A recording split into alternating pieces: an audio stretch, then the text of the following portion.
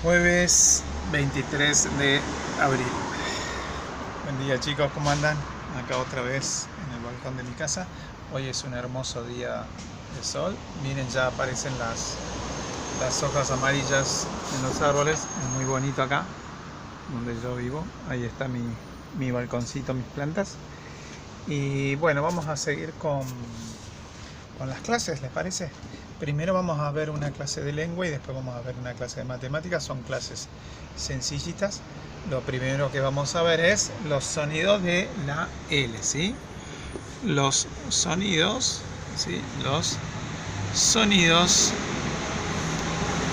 de la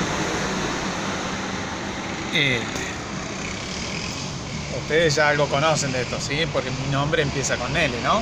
Bueno, entonces vamos a ver, ¿sí? La letra L la vamos a ver en mayúscula de imprenta, sabemos que se hace así. Y la letra L tiene distintos sonidos, ¿sí? Cuando los acompañamos de las vocales, ¿sí? Ustedes se acuerdan que las vocales, ¿cuáles eran? La A, la E, la I, la O y la U, ¿sí? Entonces, la L con la A, ¿cómo se dice? La. Muy bien. La L con la E, ¿cómo se dice? Le. Muy bien, le. La L con la I, ¿cómo se dice?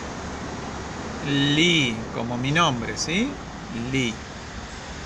La L con la O, lo. Ahí está. Y la L con la U se pronuncia lu, ¿sí? Entonces ahí vamos viendo la L. ¿Cómo se dice la L? L. ¿Sí? Ustedes practiquen pronunciarla solita. L. Entonces la L con la A es la. La L con la E, le, y así para las demás. La, le, li, lo y lu, ¿sí?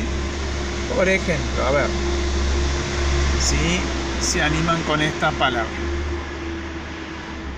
A ver qué diré acá.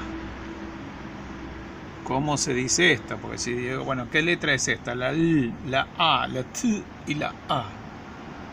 Pero la L con la A no se dice L, A, Ta. No. Se dice la